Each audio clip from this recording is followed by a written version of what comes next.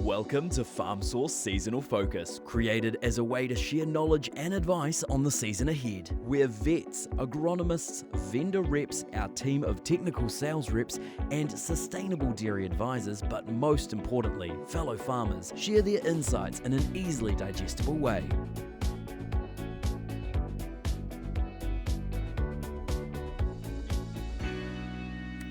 Welcome to the third episode of FarmSource's series called Seasonal Focus. And in this particular season, we're kicking off with facial eczema and how you can take a more proactive approach. You may have met and heard from Emma Cuttance, our guest on episode 3. We have her back to continue to discuss and define more so not what facial eczema is, but how it affects milk production. How dramatic is some of these effects on milk production with an animal with subclinical signs of facial eczema? Okay, so we've actually been looking at this for the past few years. We managed to get a whole bunch of industry people together. Fonterra was one of them that contributed to funding a study looking at this very question, the effect of milk production when cows are damaged with facial eczema. And what we found was that cows that had liver damage had really quite a significant drop in milk production. And the funky thing about it was that the more liver damage that they had, the more production they lost. So, we were having farms. We had 11 farms on this. One of those farms was losing 0.35 kilograms of milk solids per day on this farm. It was absolutely phenomenal.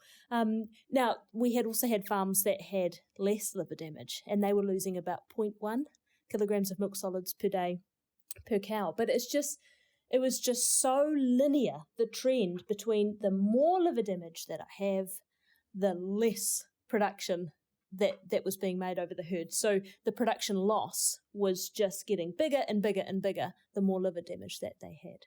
Is it sort of a plateau and then falls off a cliff in terms of that milk production, as in, is it able to be turned around? So if your milk production is dropping so dramatically, are you able to think, hang on, this might be facial eczema, and really boost up and save them and turn them around? I think it would be very difficult to. Right. Bearing in mind that when we look in the season, the time of the season when facial eczema is hitting. So if you're looking January, February, March, it is very difficult, even without facial eczema, to turn production around, right? Because you're dealing with lower quality pastures and it's hot and they're getting near the end of their lactation anyway. So you may be able to curb the decline slightly, but it would be very difficult. Because bearing also in mind that, the liver damage happens, it takes a while for the liver to regenerate and come back to normal. And the reason why we know this is because we've followed cattle that had liver damage.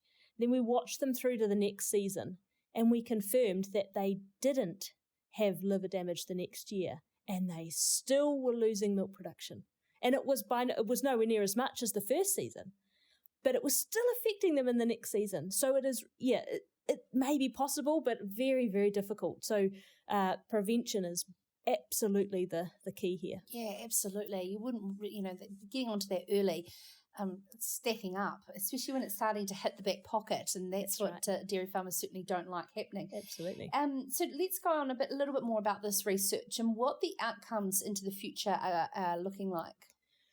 That particular research project was all about trying to show farmers just how much this is affecting the herds when they're not seeing it. And the point behind it was to say, all right, now that you can see how devastating it is to your pocket, it is time to now let's front foot this and start doing some testing. So we've been working alongside LIC and Fonterra to develop easier non-invasive testing methods that make it just a lot more accessible for farmers to get this knowledge on, are they managing it well enough and have they got damage? And so there have been some things identified, some biomarkers identified that are being worked on, and it's very much a work in progress. But the vision, I think, that we all have for the future is that, farmers can hopefully, just dial it up on their phone and actually see, am I managing this well enough?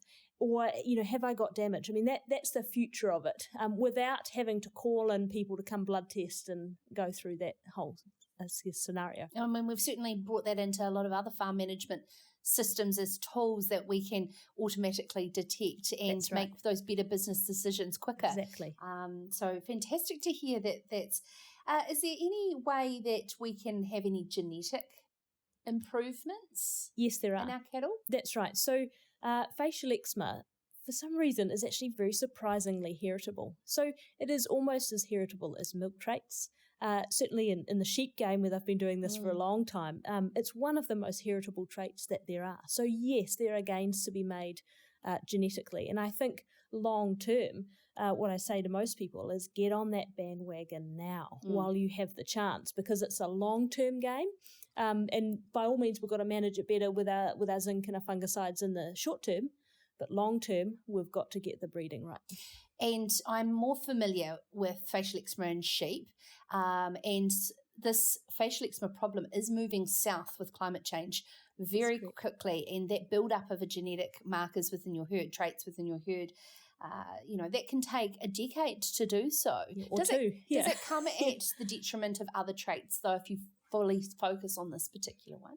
I think that the people that are trying to do it, and I'm by no means someone that understands genetics very well, are trying very hard to not have big detriments. I'm sure that it probably comes with trade-offs, as many things do.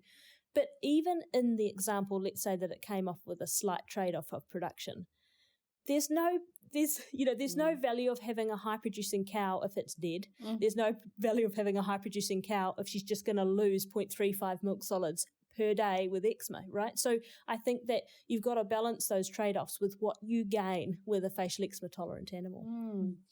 I've got an interesting question that I've heard, and maybe some of the listeners have as well, is around, if a cow and calf has facial eczema and she is surviving off the liver of her calf, and then as soon as that calf comes out, she's gone burger. Okay, so that pretty much is my absolute famous myth. It's my absolute favourite. It's so great. And I don't know how it came about, but I do get asked it a lot. It's 100% bollocks. And I think what happens is when the calf comes out, the cow is under a lot of metabolic pressure, right? So they're suddenly becoming from a dry cow to a milking cow. Now, when you have that much pressure on a cow, the organ that they're using to help that is the liver.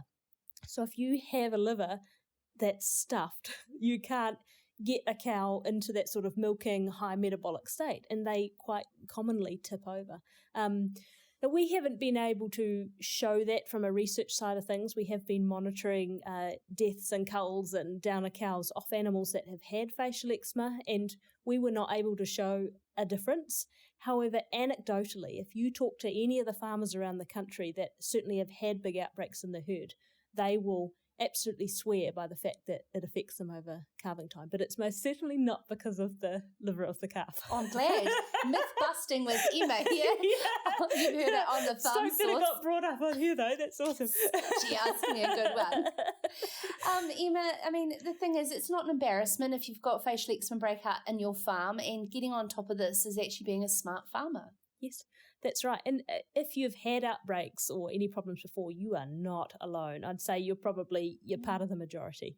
But it is manageable. That's the key. But it's not, we've got to think differently to manage it. We've got to stop guessing and start making all of our decisions based on information. And that's really the key. Information on what your spore count's doing. Information on, is my management working? And it's not until you get that you're able to tweak it and perfect it.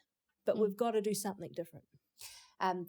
There'll be smart farmers listening and watching to this, because they're the ones that seek out this type of information. And good on you for tuning in to the Farm Source Seasonal Focus podcast series. We're going to be joined by Waikato dairy farmer Julene Fisher and her experience with time capsules and how she goes about managing facial eczema.